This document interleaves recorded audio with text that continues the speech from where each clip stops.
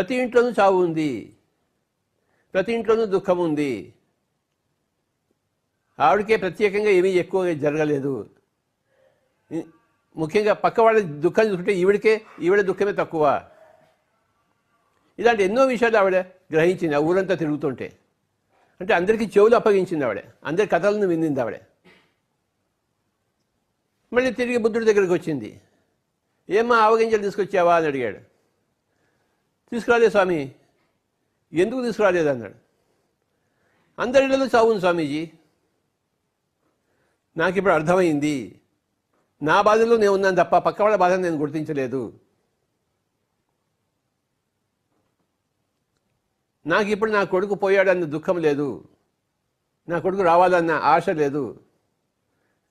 నాకు ఆ ముక్తి మార్గం చూపించండి అని ఆవిడే వేడుకుంది. చూసారా? అవునా, నీకు ముక్తి మార్గం కావాలా?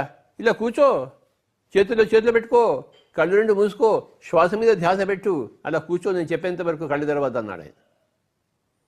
ఆవిడ పేరు కీస గౌతమి.